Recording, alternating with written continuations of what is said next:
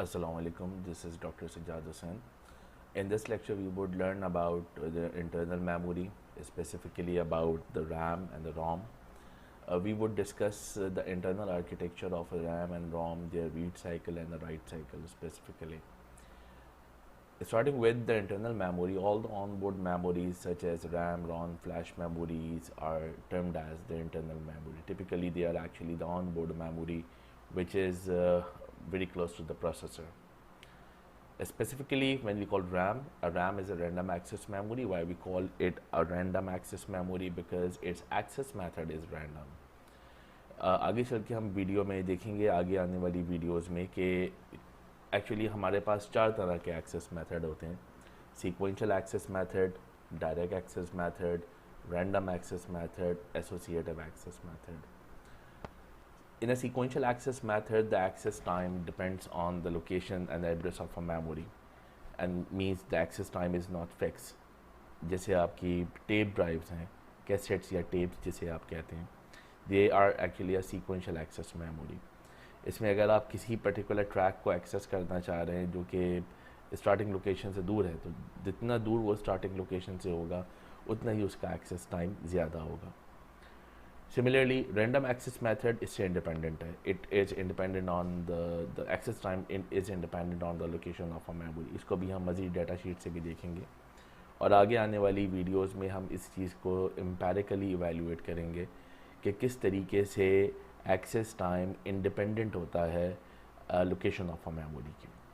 अभी हम इसको आसानी से समझने के लिए इसको सिर्फ इस तरह देखते हैं कि रैम एक ऐसी मेमोरी है, ऐसी सेमीकंडक्टर मेमोरी है जिसका एक्सेस टाइम इंडिपेंडेंट होगा लोकेशन ऑफ अ मेमोरी के. एम्पेरिकली, जैसा कि मैंने कहा कि आगे आने वाली वीडियोस में हम इसको एम्पेरिकली इवेलुएट भी करेंगे कि रैंडम एक्सेस मेथड का एक्सेस टाइम किस तरह से इंडिपेंडेंट हो जाता है. बेसिकली इसकी जो एड्रेसिंग टेक्निक है जिसमें हम इसके बेस एड्रेस और ऑफसेट एड्रेस से डायरेक्टली एक पर्टिकुलर मेमोरी लोकेशन एक्सेस करते हैं जिसमें हमें मेमोरी को ट्रैवर्स नहीं करना पड़ता.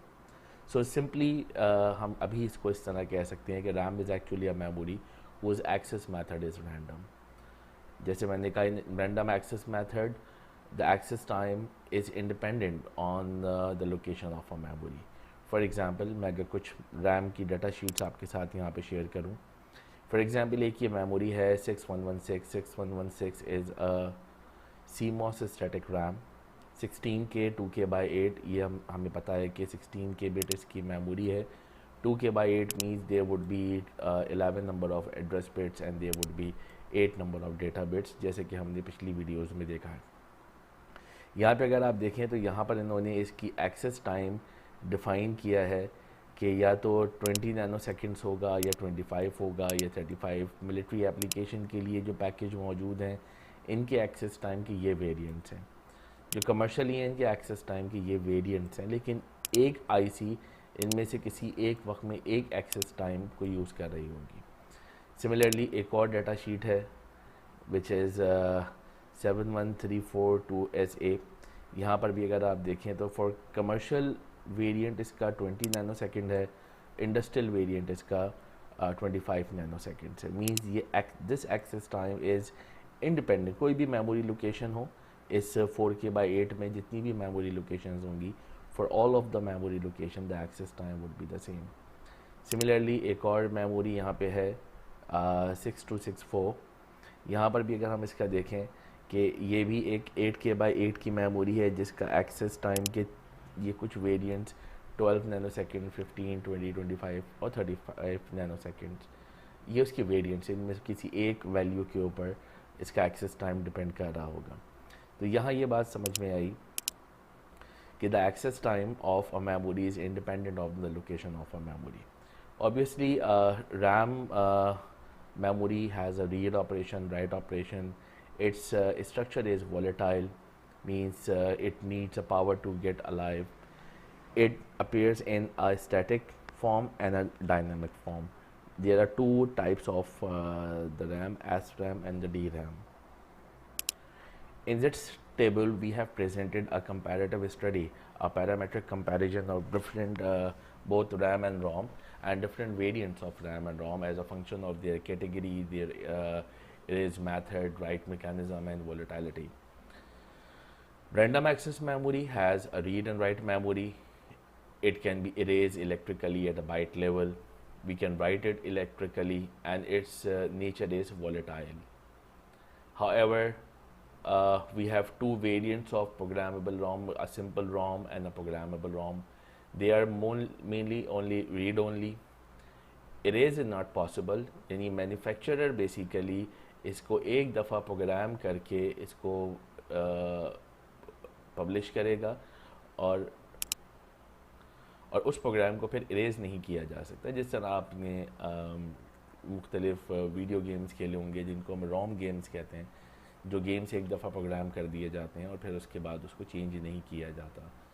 आगे चल आने वाली वीडियोस में हम ये भी देखेंगे कि रोम की प्रोग्रामिंग कैसे होती है और वो इरेज क्यों नहीं की जा सकती, किस तरह हम उसको देखेंगे, किस तरह उसके फ्यूजेस को ब्लो करके एक दफ़ा प्रोग्राम किया जा सकता है, उसको रीप्रोग्राम नहीं किया जा सकता।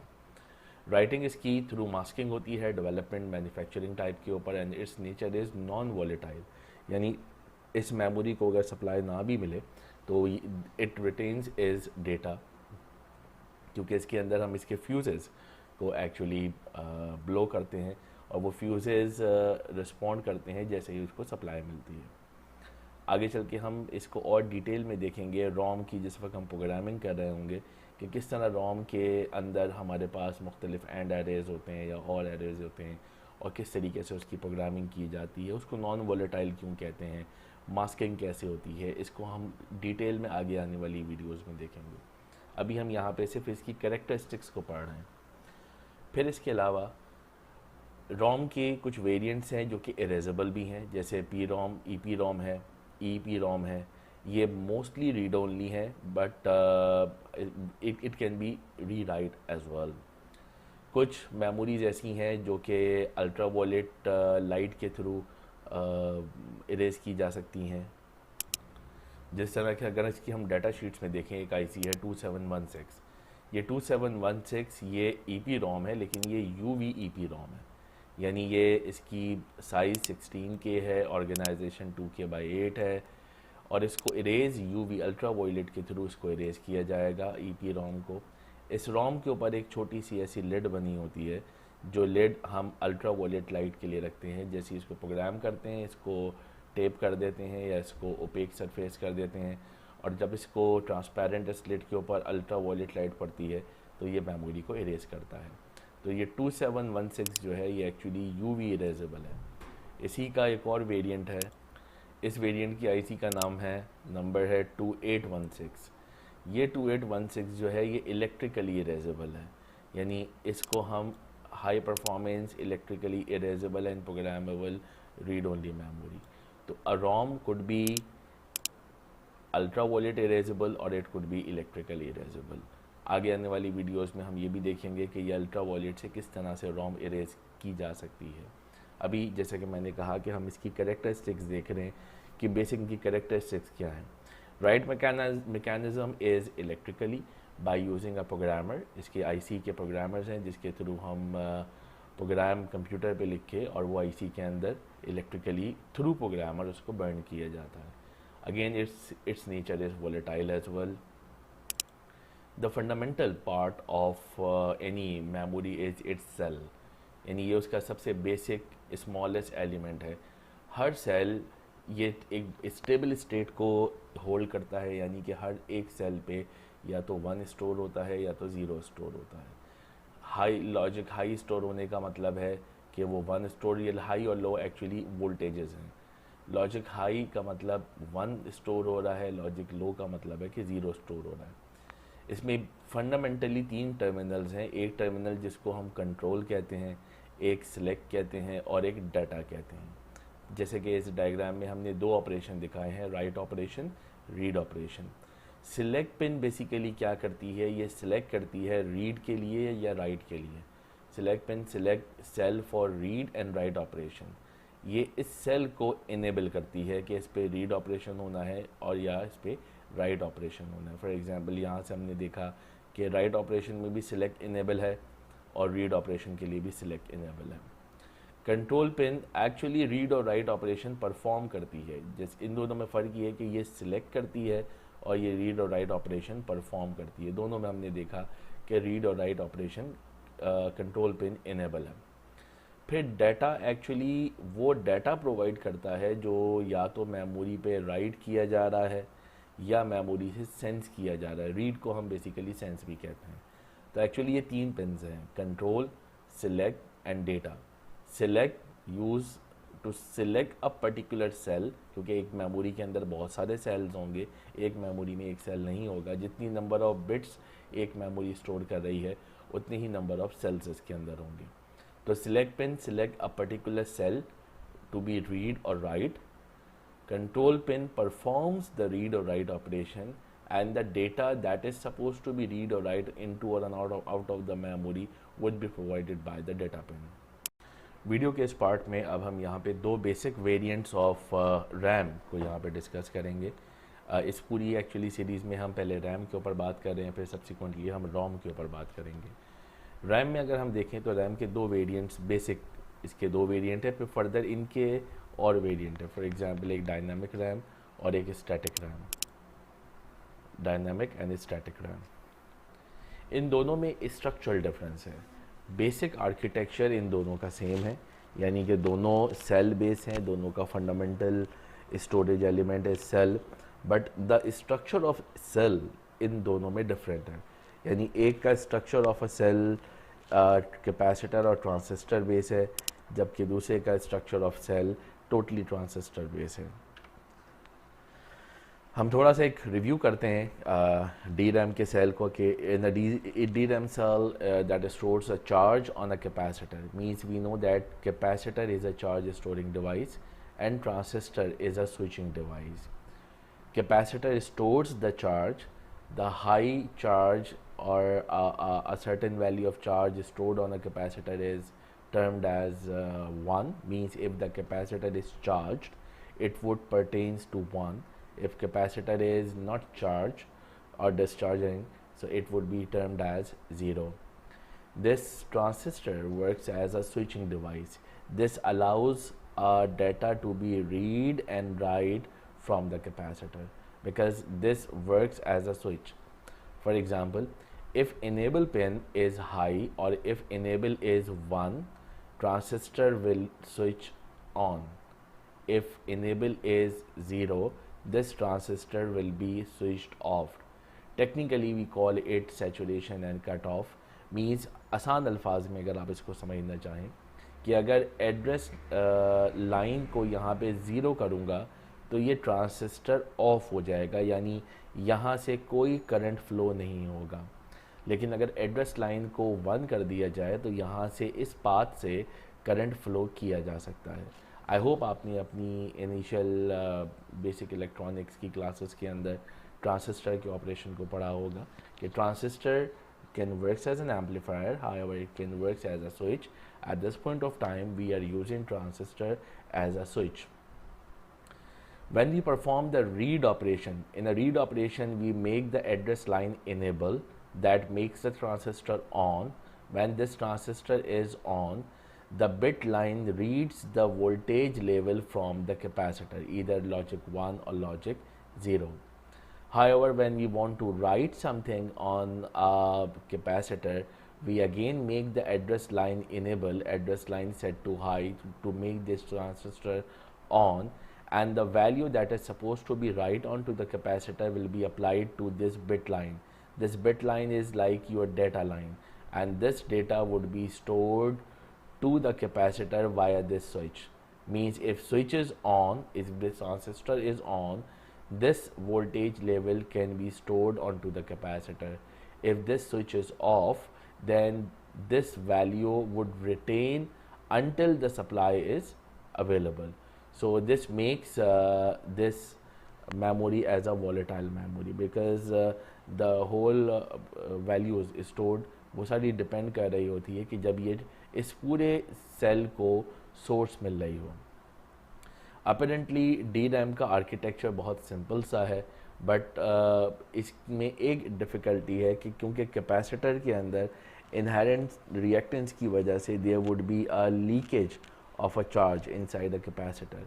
तो उस लीकेज ऑफ चार्ज को मेंटेन करने के लिए D RAM required periodic charge refresh cycle for the capacitor, क्योंकि with the passage of time capacitor पे से चार्ज ऑल दो कि वो नैनो वोल्ट्स में ही होगा, बट वो डिस्चार्ज होना शुरू होगा capacitor, even the address line is off, even this transistor is off, but फिर भी due to internal reactance capacitor के अंदर लीकेज चार्जेस होंगे। तो इस चीज़ को कंपनसेट करने के लिए we need to provide a refresh cycle to the capacitor on a periodic basis, means at a certain period of time we need to provide a charge to the capacitor. Second type of a RAM is a static RAM. This is the cell architecture of a static RAM. जैसे कि मैंने कहा कि इन दोनों के cell architecture में different है। जो हमने पिछला सेल आर्किटेक्चर देखा, this is a cell architecture for D RAM and this is a cell architecture of S RAM. अच्छा, यहाँ इसको मैं थोड़ा सा ब्रीफ करता हूँ कि इसकी दो इनपुट्स होंगी, एक तो बिट लाइन बी और एक इसकी complementary input B bar. Means अगर आपने यहाँ पे प्रोवाइड किया है 0 तो बाय डिफ़ॉल्ट यहाँ पे 1 होगा, अगर यहाँ प्रोवाइड किया है 1 तो बाय डिफ़ॉल्ट यहाँ पर वैल्यू 0 होगी।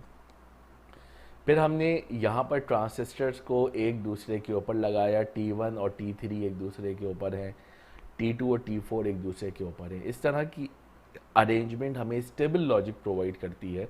टेक्निकली हम इसको टॉटम पोल लॉजिक कहते हैं, यानी one transistor over another, it provides the stable logic.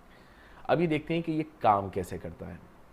Let's suppose this address line is enable, ये एड्रेस लाइन इनेबल है और इसका मतलब है ट्रांजिस्टर T5 और T6, क्योंकि एड्रेस लाइन इनेबल है तो T5 और T6 ये दोनों इनेबल होंगे। ये इनेबल होंगे तो हम यहाँ पे देखते हैं कि इस पॉइंट C1 पे अगर लॉजिक हाई प्रोवाइड होगी तो ऑब्वियसली C2 के ऊपर उसका कॉम्प्लीमेंट आ रहा होगा लॉजिक 0। अच्छा, एक ख़ास बात यहाँ पे देखने वाली है कि आप ये देखें ट्रांजिस्टर T3 और T1, ये इसमें आपको इसकी बेस के ऊपर इन्वर्टेड एक बबल नज़र आएगा, यहाँ बबल नहीं है।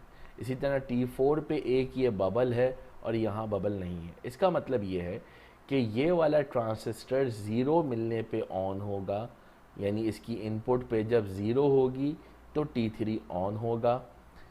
T1 की इनपुट के ऊपर जब 1 होगी तब ये ट्रांजिस्टर ऑन होगा। इसी तरह T4 पे अगर इनपुट पे 0 आएगी तो T4 ऑन होगा और 1 होगी तो ऑफ हो जाएगा, और इसका अपोजिट T2 के साथ है कि 1 के ऊपर ऑन होगा और 0 पे ऑफ होगा। हम अज्यूम करते हैं कि C1 की वैल्यू है हाई। इन्होंने कहा, जैसे हमने कहा इन logic state 1 point C1 is high and point C2 is low. If C1 is high तो ऑब्वियसली C2 क्योंकि उसका कॉम्प्लीमेंट है तो वो लॉजिक लो होगा। C1 अगर हाई है तो इस पॉइंट पे यहाँ पर आया लॉजिक हाई, इस पॉइंट पे आएगा। इफ़ C1 इज़ हाई तो इस पॉइंट पे आएगा लॉजिक हाई। इस लॉजिक हाई से ये वाला ट्रांजिस्टर ऑन हो जाएगा क्योंकि T2 1 के ऊपर ऑन होगा और ये वाला ट्रांजिस्टर ऑफ होगा, यानी T4 ऑफ हो जाएगा, T2 ऑन हो जाएगा। यहाँ पर आपने क्योंकि हाई 1 प्रोवाइड किया था तो यहाँ पे इसका कॉम्प्लीमेंट 0 होगा। जब यहाँ 0 होगा तो ये 0 T1 को ऑफ करेगा और T2 को 1 करेगा। तो जिस तरह हमने कहा कि logic C1 is high, T1 इन T4, T1 and T4 are off, ये दोनों ऑफ हो जाएंगे, and T2 and T3 are on ऑन, यानी कि क्रॉस में जो होंगे ये एक साथ दोनों स्विच करेंगे और ये दोनों एक साथ स्विच करेंगे। इसी तरह अगर आप C1 पे लॉजिक 0 दे दें तो 0 पे T2 ऑफ हो जाएगा और T4 ऑन हो जाएगा क्योंकि ये बबल है। अगर C1 पे 0 है तो C2 के ऊपर आपका 1 होगा, 1 पे T1 अब ऑफ हो जाएगा और T3 ऑन होगा। तो this is how these four transistor T1, T2, T3, T4 operates. ये इस तरह से क्रॉस कनेक्शन में एक साथ ऑपरेट होंगे, यानी इन दोनों पेयर के अंदर अगर ये वाला ट्रांजिस्टर ऑन होगा तो ये वाला ऑफ हो जाएगा, अगर ये वाला ट्रांजिस्टर ऑन है तो ये ऑफ हो जाएगा। लाइकवाइज अगर ये ऑफ है तो ये ऑन हो जाएगा। इसी तरह T4 अगर ऑफ है तो T2 इसका ऑन हो जाएगा। फॉर एग्जांपल हम इसमें दो ऑपरेशन देखते हैं। एक राइट ऑपरेशन के लिए अगर हम देखें तो बिट वैल्यू B हम अप्लाई करेंगे और इसका कॉम्प्लीमेंट अप्लाई करेंगे, और अगर फॉर एग्जांपल मैंने 1 राइट किया है तो 1 राइट करने पे C1 पे 1 होगा, ये वाला ट्रांजिस्टर ऑन हो जाएगा, ये वाला ट्रांजिस्टर ऑफ होगा। तो इस डीसी वोल्टेज के लिए जब डीसी वोल्टेज यहाँ से आएगा तो T4 में से पास नहीं हो सकता, जिसकी वजह से यहाँ पे इसको मिलेगा 0। और यहाँ से डीसी वोल्टेज ये वाला क्योंकि T3 ऑन हो गया है तो T3 से करंट पास होगा, T1 ऑफ होगा, तो जब ये ऑफ होगा तो यहाँ पर इसको लॉजिक मिल जाएगी 1। सिमिलरली जब रीड ऑपरेशन कर रहे होंगे तो रीड ऑपरेशन के लिए भी हम यहाँ पे इसको बिट ऑपरेशन पे वैल्यू अप्लाई करेंगे, बिट ऑपरेशन पे वैल्यू रीड करेंगे, और ये वैल्यू ये डीसी वोल्टेज की वैल्यू रीड होगी इस बिट लाइन पे through this transistor. For example अगर ये वाला ट्रांजिस्टर ऑन है और ये ऑफ है तो इस वोल्टेज के करंट यहाँ से आएगा और आने के बाद इस ट्रांजिस्टर से पास होगा, यहाँ पे आके ये रुक जाएगा क्योंकि ये वाला ट्रांजिस्टर ऑफ है, यहाँ से करंट पास नहीं हो सकता, तो यहाँ पे लॉजिक 1 रीड होगी। जबकि यहाँ पे अगर ये वाला ट्रांजिस्टर ऑन है तो ये ऑफ होगा, तो यहाँ से जब करंट पास होगा ये वाला ट्रांजिस्टर ऑफ है, जिसकी वजह से कोई करंट यहाँ से पास नहीं हो सकेगा, यहाँ पर रीड करेगा एज 0। तो this is how this static RAM works. एक छोटा सा कंपैरिजन दिया है between static RAM and dynamic RAM. Both are volatile. जो डायनेमिक रैम है ये सिंपल है, स्मॉलर है, डेंस पर यूनिट चिप है, लेस एक्सपेंसिव है, but it needs refresh cycle, stable for large scale memory. जो यूजुअली हमारी जो रैम है वो तमाम डिपेंड कर रही होती है स्टैटिक रैम के ऊपर, डायनेमिक पे। स्टैटिक रैम फास्टर है, कैशे यूजुअली हम स्टैटिक लेवल के ऊपर बनाते हैं, कॉम्प्लेक्स होती हैं but it consumes more power. तो दिस वीडियो को अगर मैं इसको समराइज़ करूं तो हमने ये बात देखी कि in a internal memory we have RAM ROM flash memory. RAM की कुछ करेक्टरिस्टिक्स हमने बेसिक देखी, इन करेक्टरिस्टिक का एक पैरामेट्रिक कंपैरिजन हमने देखा। फिर हमने देखा कि हर मेमोरी के अंदर एक सेल होगा जो सेल डेटा को स्टोर फॉर रीड और राइट ऑपरेशन करेगा। ये सेल आर्किटेक्चर दोनों का डिफरेंट है। डी रैम का आर्किटेक्चर ये है और एस रैम को हमने इस तरह से देखा कि ये 4 ट्रांजिस्टर हैं जो क्रॉस में मैचिंग के साथ ऑपरेट हो रहे होंगे और उसी बेसिस के ऊपर वैल्यू रीड और राइट हो रही होगी। आई होप आपको ये अब क्लियर हुआ होगा। इसी की फर्दर एक्सटेंशन हम आगे भी मज़ीद और देखेंगे इन अगले आने वाले लेक्चर्स में। स्पेसिफ़िकली अब हम रोम के ऊपर ज़्यादा फोकस करेंगे कि रोम किस तरीके से काम करती है और उसकी प्रोग्रामिंग किस तरह से होती है। Thank you.